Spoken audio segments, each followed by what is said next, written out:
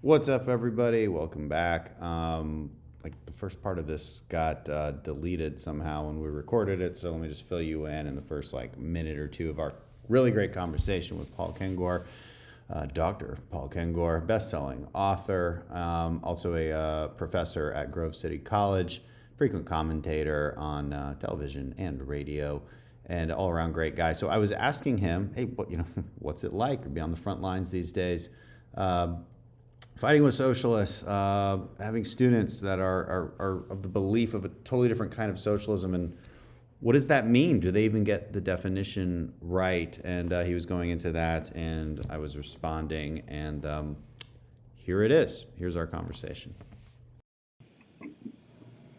Well, one thing I wonder about that conversation is what they really mean by socialism, what they really mean by communism.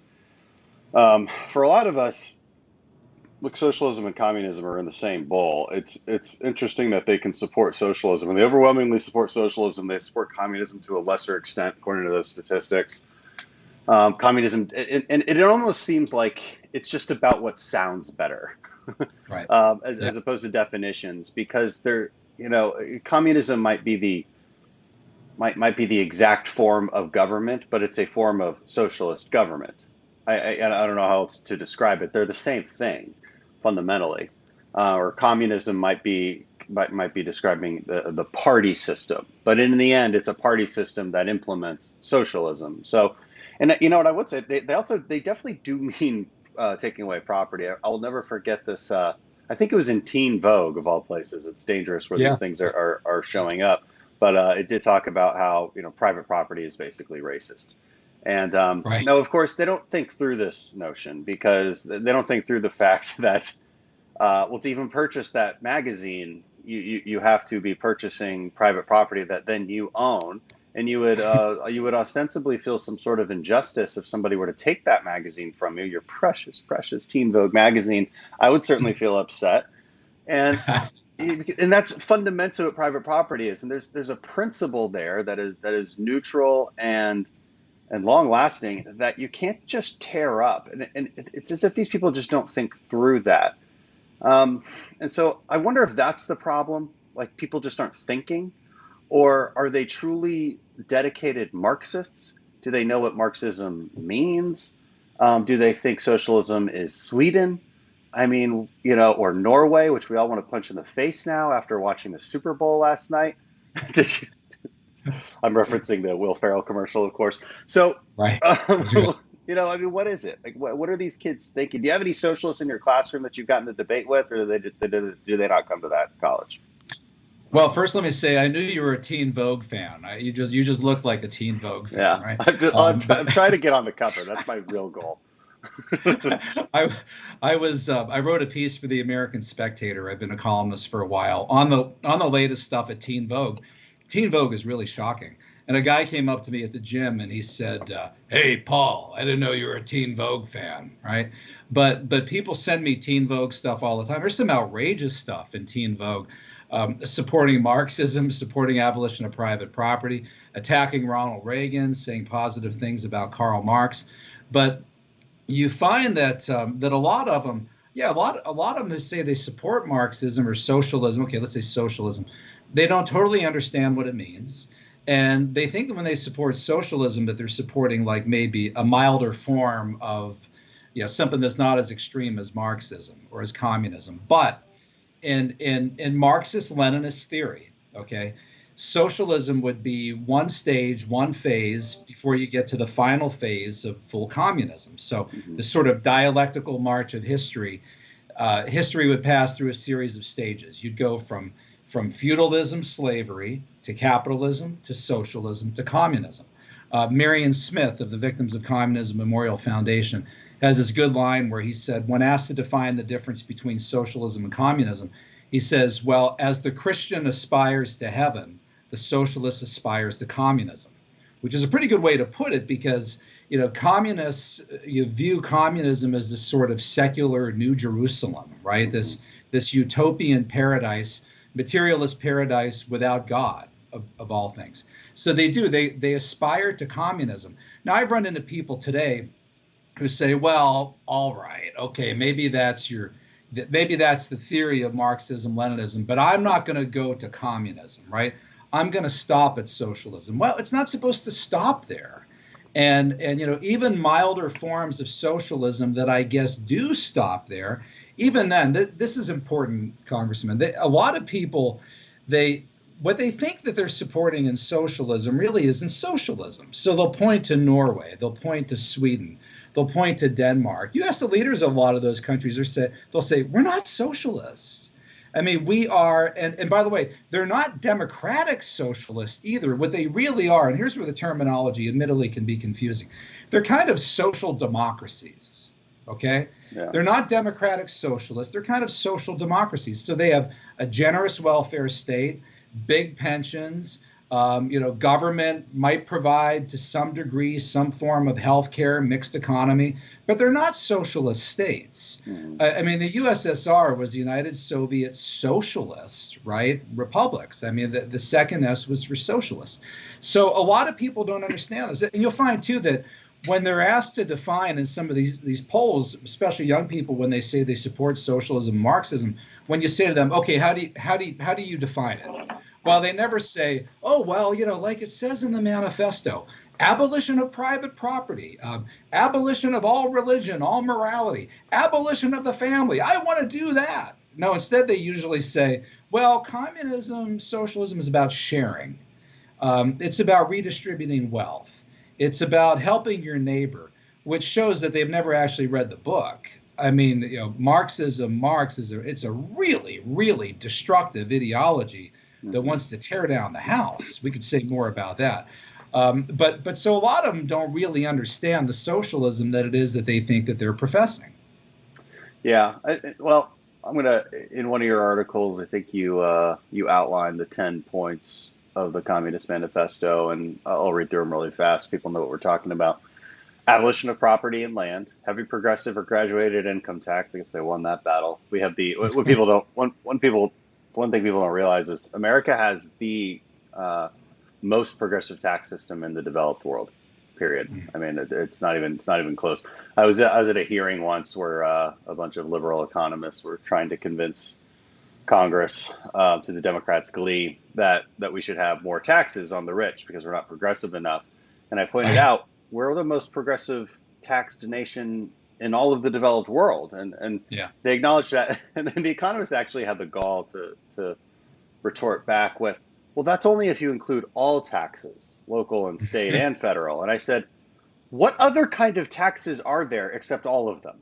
I mean, that might be our income tax rates are higher than Russia. In fact, one of the first things that Vladimir Putin did in the year 2000, we're not advocating for Putinism, but he implemented a flat tax on income. Yeah. And so when Ronald Reagan came in office in 1981, there were 16 separate tax brackets. So they progressively went up, right? 0%, 10%, 15, 20, 28, all the way up to 70%. Yeah. And at one point, so this progressive income tax that began in America in 1913, it hit 94% on the upper income rates by the 1940s. And FDR, read Bert Folsom's book on this, FDR actually favored a rate of 99.5% during World War II on incomes over $100,000. And that is absolutely true. What I said there is absolutely right. 99.5% on incomes over 100,000. So, I mean, that would be, you'd think, communism, right? At that point, or at least some form, economic leveling that's pretty damn close to it. But so the idea of a progressive income tax, we didn't get that in America till 1913. It's not like it's etched in the Liberty Bell, right? Yeah. And Marx and Engels advocated for this in the Communist Manifesto 1848. You're right. That's point 2 in the Communist Manifesto and the 10-point plan. It's ridiculous. They also like abolition of all rights of inheritance. So think the estate tax. It goes along these lines. The centralization of credit in the hands of the state by means of a national bank with state capital and an exclusive monopoly. So we don't quite have that, although we do have centralization of credit. Although we can at least pull out money by other means as well. centralization of the means of communication and transport in the hands of the state, the gradual abolition of all the distinctions between town and country by a more equitable distribution of the population over the country. That's an Think interesting about one. that. Think about that. Could you imagine that? So right there, for people who say, "Oh, communism's a pretty good idea if you just read the manifesto," think about that. They wanted to redistribute not just your property, Yeah, okay, but where you but are. you, Yeah. yeah, they wanted a more equitable distribution of people across the. When you watch the beginning of the movie The Killing Fields and all the people are going out of the capital of Cambodia into the countryside, I remember arguing with a leftist at one time, 20, 30 years ago, and he said, "Well, that's not communism." I said, "What are you talking about? It's not communism. They're going straight by the text. They're more equitably distributing people of all things." And it's so. I guess then, so the next question is, and what we're trying to get at here is why this? Because it's pretty self-evident that you need drastic amounts of force to make this happen. And in the manifesto, Exactly. Marx is very clear about this, how you would need this, of course, and throughout history, we see that force has to be implemented in a draconian fashion and in an extreme fashion in order to get these 10 points done. And so that's how you end up with 100 million people dead. But underlying all of it is this broader sense of compassion, sharing, caring, and it amazes me how powerful these words are to people, especially to young people, and especially to somebody with a liberal disposition. And I think, correct me if I'm wrong, if you have a better explanation, but is that why this is so easy to sell to the left? I personally don't know why it's so easy to sell, because I think anybody that actually stops and reads this stuff would or should immediately on the face of it reject it as just utterly impossible and really downright insane. I mean, to go through and do all those things. I mean, think about an abolition of private property. They double down on that in the manifesto. They say it at least twice after that, and also before the 10-point plan, they being Marx and Engels. And there's also a line where they say, "So you are horrified at our doing away with private property?" Well, yes, that is precisely what we intend. And anybody, I don't know how anybody, I mean, my 10-year-old daughter, I don't know how you can't look at that and say, if you try to abolish private property, you are going to have an absolute war on your hands. I mean, you are going to have to kill 100 million people. And at which point, even if you still advocate for abolishing the private property, a level-headed person ought to stop and say, yeah, that's not realistic. You're right. I mean, people are going to resist that. Human nature being what it is, we can't even go there, right? We can't even go there.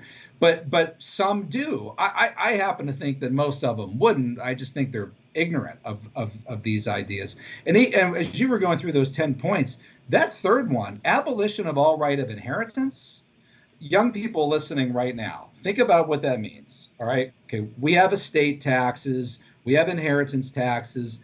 A certain percentage of what your parents would leave you would be taken by the federal government. There's also state level estate taxes. But imagine abolishing your entire rights of your inheritance, so you don't get any of it. All right. Imagine, first of all, would you actually like that? Second, why would that even be necessary? And here I would ask you, you're condemning greed. What about government greed? Why does government need that much of your money, right, to take everybody's inheritance? Just think about how that would completely transform human relations, economics. What would people do with all of their money before they died so the government wouldn't get all? You read all this and you think to yourself, okay, first of all, Marx and Engels, they aren't economists, man, right? They're philosophers. I don't know what they are. They're utopianists. One thing they are, yeah, they are unbelievable revolutionaries. There's nothing quite like this that wants to so turn everything up on its head. And I do not understand the appeal of these ideas. I never have. I find them utterly irrational. There's a couple of assumptions that seem to pop out to me.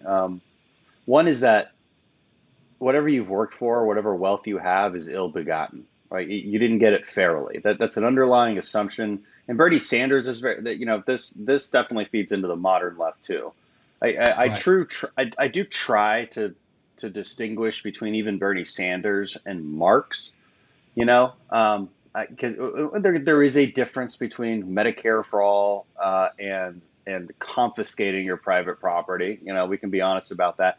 But there's a lot of underlying assumptions that are the same, and it also seems obvious to me that these are just stepping stones, because you're never the utopia that Bernie envisions will never be achieved by throwing out all of these neutral long founding principles that he wants to throw out to get to even get to first base of Marxism.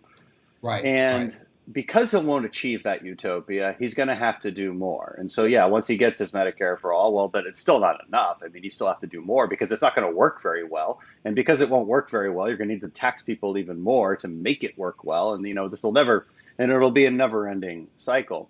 And so, but the assumptions are the same. All wealth is ill begotten. There's another assumption, which is that even when you disincentivize work by taxing somebody at 90%, people Yeah. will still have this altruistic sense of producing and producing more and more and more, which is just fundamentally against human nature. So I think they make assumptions about people that are just Right. flat out wrong. Yes. Yeah. I like to cite this quote from Pope Benedict XVI, and I think he got it from Pope John Paul II, who lived in Poland, so saw all of this up front under communism. They said, not only do these guys have their economics wrong and philosophy wrong, they have their anthropology wrong. Yeah. They fail to understand human nature. They fail to understand man. I quote in my latest book, the Devil and Karl Marx, a Marx biographer who's loves Marx, and he says it's absurd to blame Karl Marx for the gulags, right? How unfair that is. And I'm thinking, well, is it really? I mean, okay, well, I guess Marx didn't build the gulags, Lenin did, Stalin did, but when you look at their ideas, how can you not look at what they want to do? Abolish all private property, more equitable distribution of the population across the countryside, abolish all religion, all morality, the one line, abolition the family, ! Even the most radical flare up of this infamous proposal of the communists, that's verbatim from the text, inheritance tax, progressive income tax, and they say at the 10-point plan, of course, at the beginning, despotic inroads will be necessary to do this. They acknowledge that despotism will be required to do this. They understand that. Of course, you're going to need guns and gulags. Of course, you're going to need guns and gulags. So, and on the point with Bernie, so a good question, a fair question to ask Bernie Sanders, AOC. Now, I'll name AOC, Ilhan Omar, and Rashida Tlaib because all three are members of the Democratic Socialists of America. And the DSA, if you go to its website, says we are the largest socialist organization in the United States. That's what they actually write. So it would be a fair question to ask a Bernie, an AOC, an Omar, a Tlaib. Okay, everybody has all these different definitions of socialism. But when you Google the word socialism, what typically pops up is like a Merriam-Webster definition that says common ownership of the means of production. Okay. So how much government ownership of how many means of production would you want? And occasionally Bernie does get asked this, right? So should there be a government takeover of healthcare, right? Which he'd probably say, yeah, I think so. Okay, all right. How about the railroads? Yeah, okay, all right, okay. How about airlines, right? How about trucking? How about the energy industry? To which they'd be like, oh yeah, right? Yeah. How about communications? So let's just go through the different industries, check off the boxes, and tell us which ones. That's actually a fair question to ask of them if they're indeed socialists and if there's some form of democratic socialists. And then maybe after they go through all these and you find out that they only want the government to take over maybe 1 out of 20 of them, then maybe you don't need to fear them as much as you otherwise would. But it's a fair question to ask because socialists believe in the common ownership of the means of production. And Bernie, as a one-time old Trotskyist, Trotsky preached what he called permanent revolution. And Bernie uses that term all the time. Bernie uses the term revolution all the time. And coming from somebody like Bernie, that's a loaded word, right? That's Yeah. very different from if you or I use the word, revolution in some other way. Yeah, and permanent revolution is important. I can only intuit from that they mean it's never ending, which kind of gets to what I was saying before. And I use this argument a lot. I say well-intentioned liberalism always leads to socialism. It has to because of what I said before. And take any policy issues. $15 minimum wage. Okay, we want people to get a $15 minimum wage. Well, now people aren't going to get hired as much, or hours are going to cut. Well, the well-intentioned liberal sees a problem with that. I get it. I understand why you see a problem with that. I also don't think it's good when people lose their jobs and get their hours cut. And so what do? Well, you make the business hire more people and don't cut their hours. Okay, well, now the business doesn't have enough money to survive. Okay, well, then I guess you have to take over the business in order to get it to survive. So see, like this is a very I'm thinking linearly here. I'm not being crazy. You can see how this progression happens, and I think that Yeah. is possibly what they mean by a permanent revolution. But what do they mean? Maybe I'm wrong. Or you could subsidize the business with government subsidies, which would have to come through taxation, Right. which would mean taxing the rich even higher to get more of that money. All of this kind of almost assumes at some point that there are money trees growing all over Right. Capitol Hill. And whether Right? it's dependency or whether it's direct control, it's what's the difference in the end? And I wonder if modern Marxism, this is almost how the progressives, and I think it's always good to distinguish between progressives and liberals. I would love to, in my mind, I would love to keep liberalism as a good thing. Right. Maybe something that I disagree with because I think it goes too far. It's a bit too naive. But at least we share some common founding values about free speech and private property and neutral principles. Neutral being such a key word that the progressives just completely throw out the window. And we'll get to that as it relates to BLM and many other progressive movements here in a minute. But I kind of lost my train of thought now. Yeah, no. So yeah, in fact, like liberalism in the 1980s would have been probably more like that, right? And so on a spectrum, you would have going from kind of right to left and or economic freedom to less economic freedom. So laissez-faire on one side, and then one extreme you have communism, Marxism, then socialism about right here, right, and then liberalism about right here. But the problem with kind of modern liberals and progressives is many of them are moving into this direction, and including where you have people like the Young Turks, Cenk Uygur, and others who are talking about how, and he said this in 2018. It's a quote I use quite a bit. He says we need like 30 or 40 AOCs and Ilhan Omars to run for Congress, and then the exact quote is people will freak the hell out, quote unquote. And what they're doing for Democrats who are listening right now, who are maybe upset by what we're saying, they're primarying Democrats. They're not running against the type like AOC. They're not running against Republicans in conservative districts where Cenk and the others realize that the AOCs would lose. No, they're running in safe Democratic districts where they target a traditional Democrat, and then when they beat that traditional Democrat, they have virtually no Republican opponent. And so it's very shrewd what they're doing. So they're hoping to use the Democratic Party as, I'll say this, is kind of like a Trojan horse or entry point into transforming the Democratic Party to push it even further and further to the left.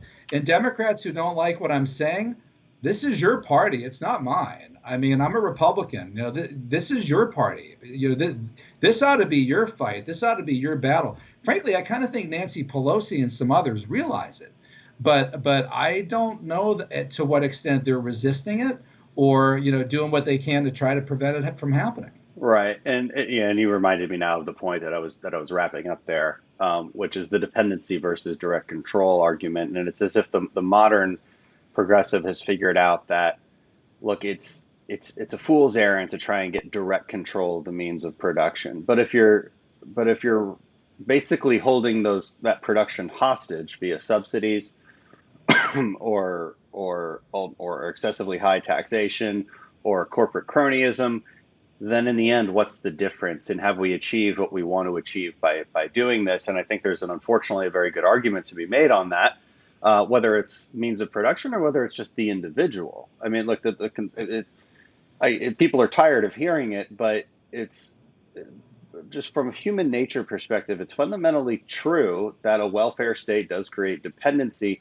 And if you don't have a very strong social fabric and sort of almost religious like adherence to personal responsibility, Yeah. that creates a really bad, I think. Well, it means there's no light at the end of the tunnel. It creates a really bad situation, and I think that the Nordic countries, people don't realize that Nordic countries can get away with it a little bit better, just by being smaller and by having a social fabric that comes together a little bit better than the United States, where we are a melting pot. We're proud of that. Look, we're different. I mean, we're just. I'm not saying one is better than the other. We're just very different, and we have to acknowledge those differences. And I think we have to acknowledge the fact that dependency doesn't work. And even then, the Nordic countries and Sweden, Finland, and so forth, they in the 1980s they were doing what many call the third way. And at that point, if you take something like the Heritage Foundation's Index of Economic Freedom, which ranks roughly 170 countries from most free to least free, Hong Kong and Singapore are always at the top of the list. And Heritage wasn't doing that in the early 80s. I think they started in the late 80s, 90s. But you would have had those third way countries ranking probably around 90, 100 in economic freedom. They're now down, some of them around 20. I mean, they've been freeing their economies. Yeah. They're no longer doing the third way at all. They beat us. I mean, these according to are Heritage, not don't they? Socialist countries. They are not. I mean, you want socialism, that's Venezuela. You want hardcore totalitarian communism, that's North Korea, that's Cuba. So again, what people are really advocating there for is not even democratic socialism. It's some form of social democracy. People need to be more thoughtful and intelligent about this stuff than they are. And so, I like to think that the Democrat Party was basically a labor party for a while that agreed with us on, again, a number of neutral principles about free speech and private property and the essential role of government even. Let's look back to the Clinton era, and I think we see plenty of proof of that. And that's changed radically over the last 20 years. And you see the rise of groups like BLM that the founders of which claim to be trained Marxists. They're avowed Marxists. They have things on their website that have nothing to do with police brutality or uplifting Black communities. It's about abolishing the nuclear family, which is, I suppose, a Marxist tenet. That's been scrubbed, by the way. In fact, if you want to see the original screenshots, I wrote a piece for American Spectator. BLM scrubs its website, and I kept screenshots. Also, I have right here. This is the memoirs of Patrisse Cullors, who's the founder of Black Lives Matter. She's now basically, I think, the executive director, CEO. So she had founded with Alicia Garza and one other person. And she said, Alicia and I are trained Marxists. We are super versed in ideological theories. And this book is, by the way, the racial stuff and the mistreatment of her father, the mistreatment of her brother. I mean, you and I would agree, that stuff is wrong. I mean, you can't help but sympathize with that, no question about that, aside from issues of like defund the police and so forth. But this is very ideological.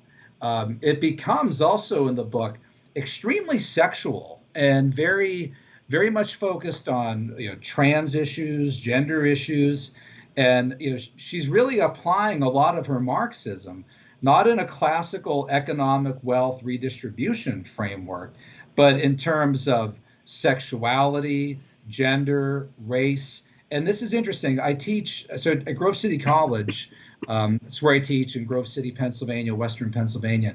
I teach a course on Marxism every spring semester. So I just started it again the last couple of weeks. And the first week, we pull up on the overhead different websites. They say, okay, Communist Party USA is the old original Communist Party group in America. Here's their website, www.cpusa.org. Let's see what they have to say. We typed it in, and this would have been, so right now it's February, it's Black History Month. but this would have been in January.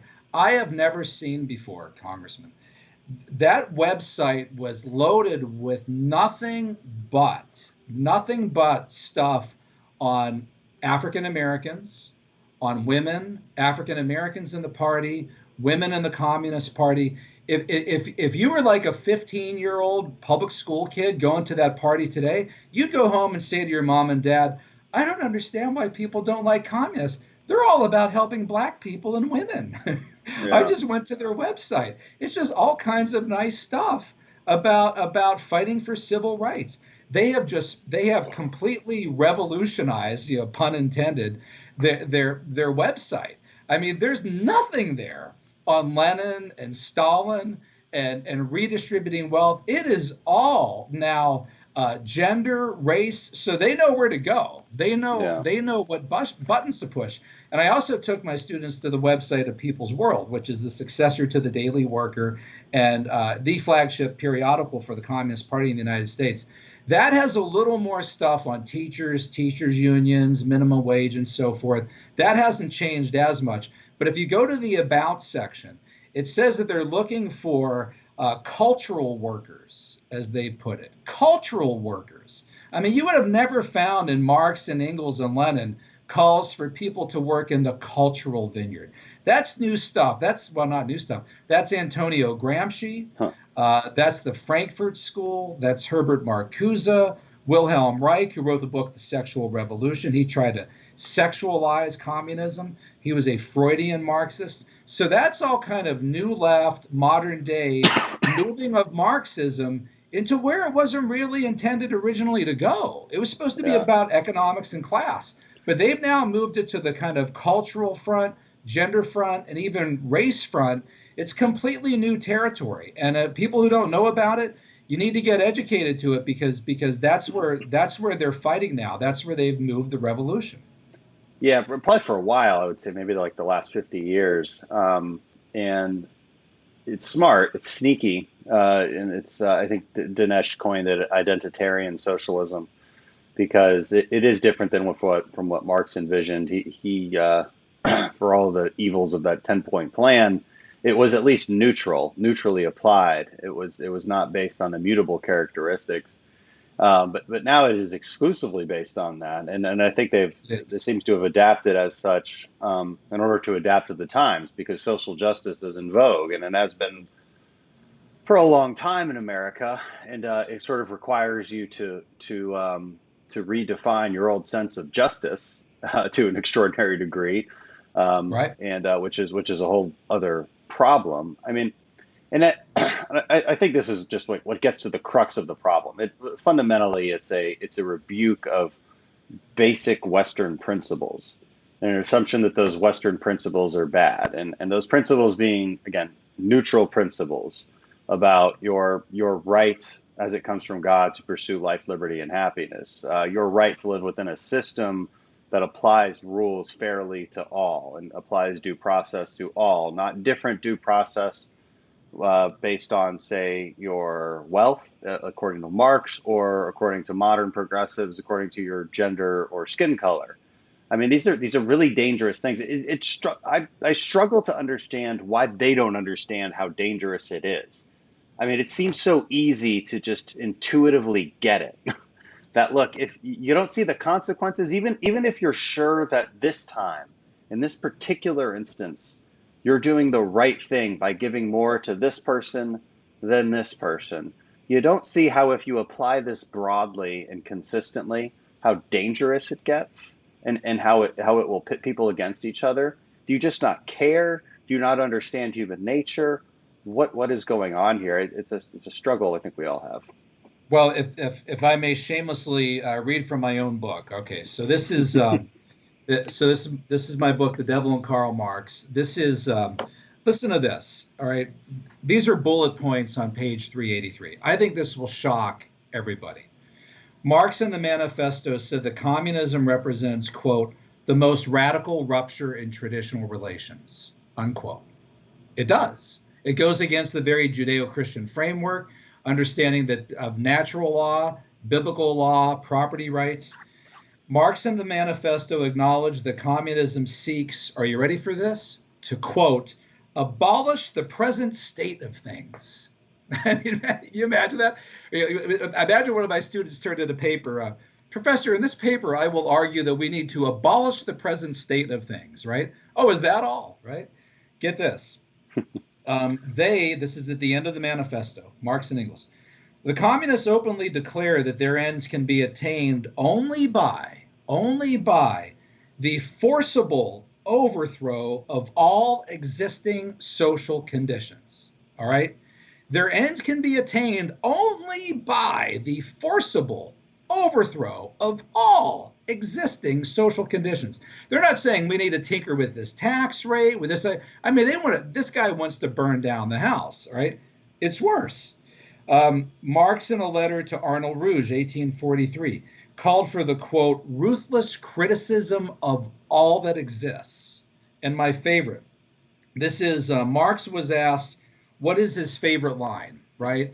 You have a favorite line, maybe somebody would cite me, a quote from Ronald Reagan, a Bible verse, a quote from a saint, something like that. Marx said, here it is. It's from Goethe's Faust, the Mephistopheles character, the devil character, the demon character, okay?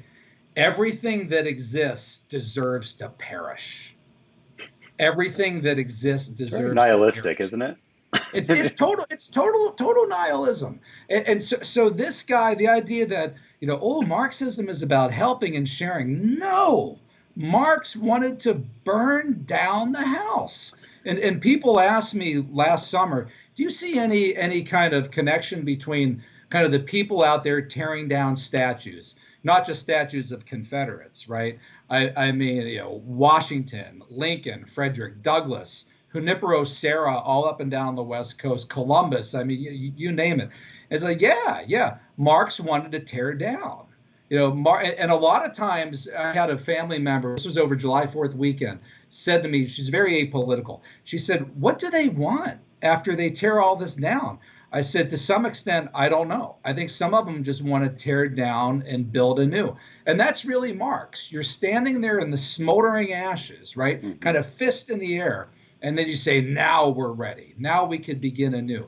This is the most revolutionary philosophy. And your point that liberalism as traditionally understood more recently, yeah, you and I don't have a problem with that. If it's live and let live liberalism, right? Kind of open-minded, genuine tolerance to the extent that that's what it is. But there's no comparison between that and Marxism. That and revolutionary socialism. And people who think that they support these ideas, they need to get a grip and they need to get educated. They don't realize how bad it is. I'll say one more thing. Marx himself was a racist and extremely anti-Semitic. And I mean, I have quote after quote I could read to you here. I couldn't even say it. The uses of the N-word. If there's a cancel culture out there, why are they not targeting Karl Marx? Yeah, I mean, you want to see racism. Marx was terrible about this, and they let it all go, just as they looked the other way on Margaret Sanger all these years and her racial eugenics. Marx was very offensive in his statements toward blacks and Jews. Yeah, as was Wilson. I've seen some bad stuff on FDR as LBJ. Well. LBJ. FDR. They're not cancelable. Oh, they're starting to get canceled. I mean, the Wilson School in Princeton. It's starting. And they're finally moving after Sanger a little bit, but I've been pushing the Sanger thing for 20 years. Right. And it just if there was a progressive Mount Rushmore, they would have chiseled Margaret Sanger's face on it 15 years ago. Yeah. All right. Then what do they do? But it's interesting again, the nihilism. I guess that's the connection because it's philosophically sometimes hard to marry up this idea that Antifa and BLM are part of the same ideology as Marxism and socialism because, well, Marxism and socialism they lend themselves to authoritarian control.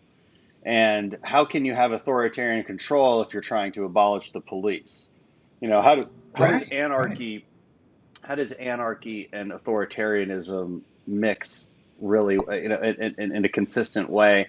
But I think the answer is that in order to get to that authoritarianism, you do have to burn it all down first. Right, To me, right. that does seem to be the sort of, it is really true nihilism. I mean, I think that's where they want to get to. Would you agree with that? Yeah, and there were socialist anarchists like Mikhail Bakunin, who was a good friend of Marx, and like Marx, just viciously atheist, among other things. And this is funny. He and Marx eventually parted ways because Marx parted ways with everybody because Marx couldn't stand anyone. I mean, Marx was just nasty to everybody. And there's this funny letter between Marx and Engels where he says of Mikhail Bakunin, I don't understand. How could you be a socialist and an anarchist? Right? Yeah. How could you be for big government and no government? That's probably the only thing Marx ever said that I agree with. But in a sense, you're nailing it here. You need to be, and most anarchists aren't socialists, but in the sense of Bakunin, if you're an anarchist, you need to kind of take it all down, right? You need to raise the foundation, and then you could build the socialist world. So in a way, you could get to it that way. Yeah. Um, maybe let's hit some of the leftist arguments that are a little bit more right in front of us. The one we hear all the time, because a lot of Democrats listening to this will be like, look, that's not where we're at. Okay, Right. you're attacking a straw man. And to an extent, we are. I believe I'll take them at their word when they say that. I don't think that a lot of my colleagues are even close to socialists. Right. Right. But again, like Agreed. I said before, I think they leave open way too many spaces for socialism, because I don't think that my Democrat colleagues have a really hard and a core sense of principles by which they govern. I think if you ask them what their principles are, they would say that they're there to fight injustice and inequality and to help people. And I would answer, those aren't really principles. Those are nice things. I don't necessarily disagree with, but the question is how you fight inequality, how you fight injustice, and under what kind of governing framework will you fight those things? What is the framework by which you problem solve? That's a set of principles. And I think conservatives have sets of limiting principles that are very, very important. Like when we run for office, we're promising people to solve problems a certain way that takes into account second, third order consequences, that takes into account the long run, that takes into account the debt, that takes into account, well, okay, if we're giving you this, are we infringing on this? We think through these things. These are limiting principles. These are questions which we have to ask ourselves. I think the left has none of this. And I think that's a Right. big problem. But they'll say, look, we just want people to pay their fair share. and again, but okay, fine. But like, what's the limiting principle? Well, we just want the working class to get $2,000 checks. Well, why not 5,000? I mean, Right. what's the Right. limiting principle? I mean, The again, minimum wage, right? yeah. So you Well, have from we want to. 7.25 to 15 an hour Why to not why not 20? 20? Right? Yeah, Yeah. really. Yeah. Like, why not? Where'd you even come up with 15? I mean, Right. this is they don't think through this. Why we want a more fair immigration system? Okay, well, why? Well, so do you want to let everybody in? Is it open borders? Well, no, that's not what I said. But then, what's your limiting principle? Like, how do you get to this specific place? And they never really seem to. The funny thing about the fair share part too is, like the top 1% pay about 37% of all taxes, of all Sure. federal Sure. income, which is Right. like, is that fair? I Right. don't. Right. I Right. should I have. I know. mean, if it should be more, then why should it be more? Right. And Like at the we very keep. least, it doesn't seem right to denounce them for not paying their fair share when, the top 1% is paying almost 40%, or the top 10% is paying 60%. I know and also, I saw a poll last week here in my state of Pennsylvania where they're talking about increasing the minimum wage to $15 an hour. And conservatives were against it by 60 to 40%, something like that. I'm surprised it wasn't higher.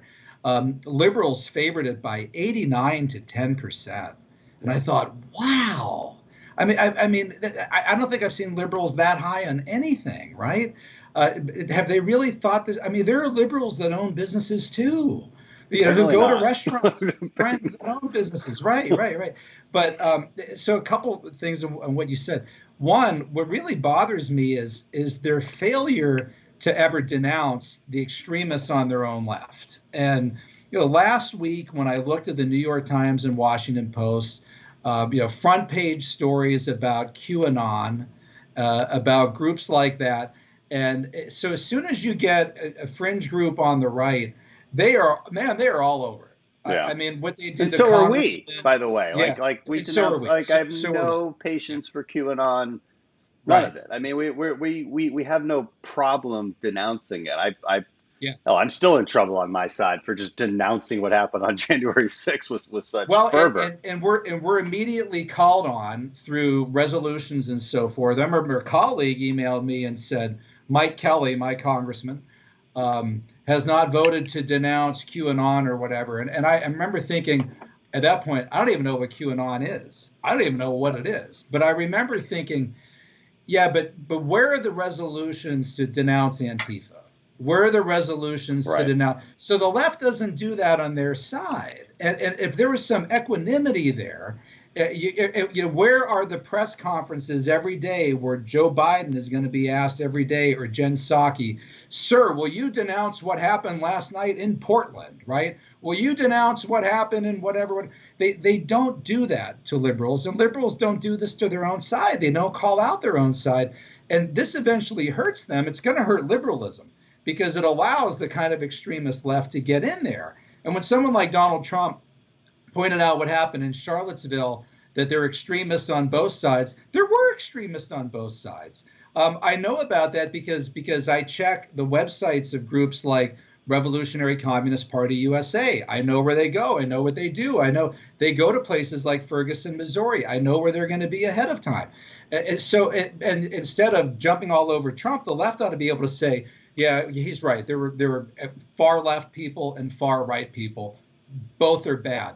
But they often refuse to do that, or at the very least, they don't do exposés. They don't call out the other side. And your question on what do they really believe? I mean, progressivism versus conservatism. Conservatives are about what Russell Kirk said, the enduring moral order, right? About Ronald Reagan said, I define conservatism as supporting the time-tested values that people have learned not just in a few generations or a dozen generations, but all the combined experience of mankind, right? Yeah. You believe in the natural law. You believe in these timeless principles, all of which progressives ought to make you happy about conservatives because it makes us more predictable, all right? But with progressives, all you know is that they're always progressing. They're always changing. They're always reforming. They're always evolving. So their definition on marriage in 1995 is literally different than it was in 2015. And if you ask them what it will be in 2035, they really can't tell you right now. They'll tell you when they get there. So all you really know is that they're changing. All they really know is that they're changing. And for the conservative, that makes progressivism maddening and frustrating. And instead of progressives calling conservatives names, in a way they ought to be thanking us, we're at least more predictable than they are. Well, also we provide them the foundations that allow them to progress. And the thing about progressivism is they're willing to start over all the time, right? This sort of this kind of French Revolutionary vision where, look, we are at the pinnacle of human enlightenment. We have the internet. I can Wikipedia whatever I want, and therefore we don't need all these old traditions. We don't need that sort of combined sense of knowledge that the conservatives keep talking about, and we don't need all those neutral and universal principles. We can just reason our way to utopia in the here and the now. That's what makes them a progressive. And that's a really stupid and dangerous thing to say. I mean, it's an incredible amount of hubris that they are engaging in to believe that you can just throw it all away. I like to I give presentations on this sometimes, and steal this for your students if you want. So I found a picture of a librarian reaching for a book, okay, and she's got a bunch of books that she's standing on, that's stacked up, and she's reaching for utopia. That's what's up there. She'll never really get it. But she's standing atop a bunch of other books, and these books represent the foundations of Western civilization. Okay, maybe one of those books is personal responsibility. I think that's a bedrock of Western civilization. If you must have a sense of personal responsibility, otherwise the society at large will just crumble. freedom of speech, the structures of a republic, right? All of these foundations that you just need to get to here. The conservative says, we're not at utopia yet. Maybe we should add another book. Okay, let's just Right. keep stacking them. Like, I don't know, maybe we're missing something. Maybe we need, more science. Like, stack that one up there. I don't know. But you don't throw out the other books. You don't Yeah. burn all the books, which Right.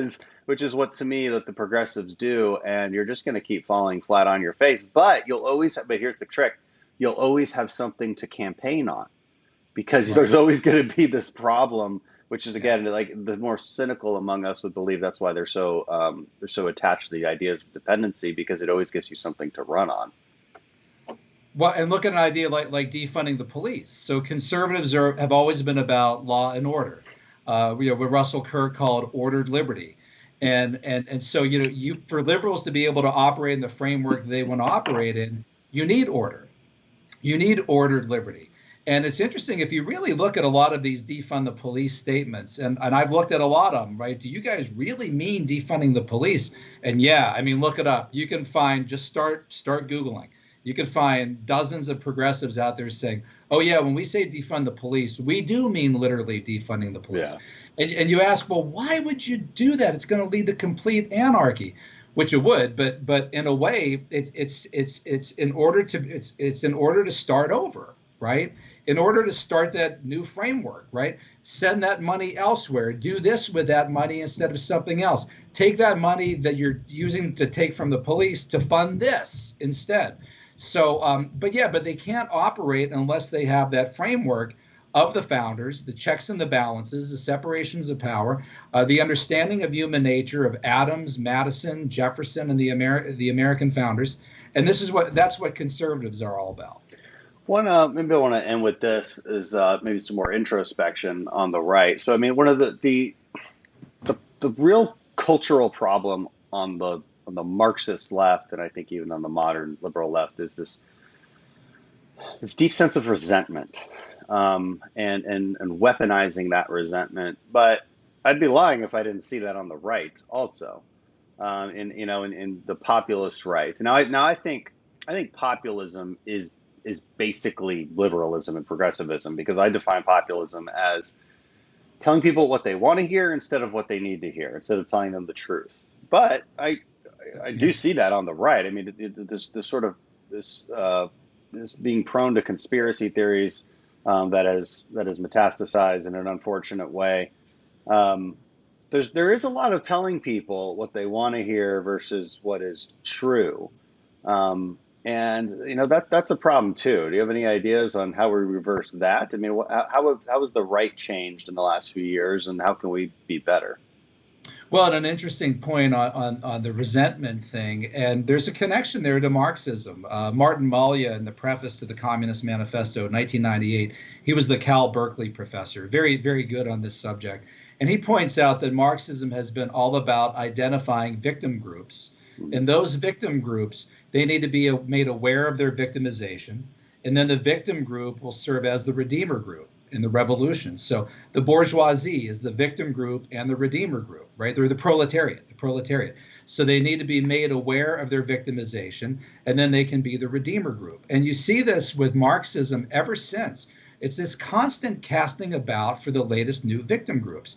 You'll look at the speech by Angela Davis, America's most famous female Marxist. She's a co-chair of the Women's March in Washington, January 2017. A student of Herbert Marcuse, ran for vice president of the United States on the Communist Party USA ticket, won the Lenin Prize, was given it in Moscow. I mean, really, really hard left. Oh, and by the way, and she writes the foreword to Patrisse Culler's book. But if you read her speech at the Women's March, she's talking about flora, fauna, people of trans, people. She's looking at all these different. It's a casting about constantly for the latest victim group. So they're very good at that, and they kind of thrive on this resentment. I think it's interesting, Congressman, that so many of the polls done lately that ask liberals and conservatives, are you positive? Are you optimistic? How do you feel about America? You would think the conservatives would be extremely unoptimistic, pessimistic, but they're always happier about the state of the country than liberals are. And I look at that and I think, liberals, why aren't you happy? you're finally getting what you want. You're getting everything that you want, and yet you're unhappy. There seems God. to be this perpetual state of discontent that you see among the left that I don't think you see among the right. And one thing that has changed with Donald Trump is making the Republican Party more of a middle class populist party. Will that continue? I think it will, because of the left's embrace of sort of Green New Deal stuff on energy, fracking. I mean, I live in Western Pennsylvania, which is the Saudi Arabia of Marcellus Shale. And those people are going to be hurt, not so much by the exit of Donald Trump, but by Biden and liberals seizing a lot of this climate change, Paris Accord, Green New Deal, energy stuff. And that's going to move a lot of those parties into a sort of kind of populist right conservative party. If Republicans can continue to run candidates who stand for those things, and I think they will, because I think that's a natural fit with conservatism, and at the least, it doesn't fit with modern progressivism. I think it. Yeah, I think we can too. It's like on a policy level. I don't think Trump was very different than a mainstream conservative. He's sort of labeled as such, but it's just not true. I think the platform that Trump represented is a good one. I think there was obviously some changes to it, especially with more of a skepticism on trade. I think these are healthy things, especially coming from a place like Pennsylvania. I think the a shift to the working class is important. But what I was getting at though is what I also see is that sort of victimhood politics seeping into the right. And what I would tell my fellow conservatives is it doesn't work for you the way it works for the left. And you just have to accept that. You don't get the sympathy that the leftist identitarians get. You just don't. So stop playing that game.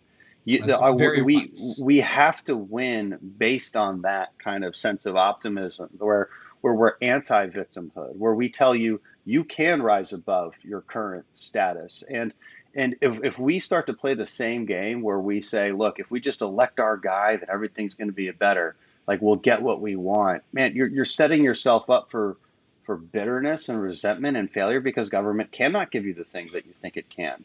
And you cannot ask it to buy you off, to buy your votes. You know what I mean? It's that perpetual question when you're running for Congress and like people are like, what are you going to do for me?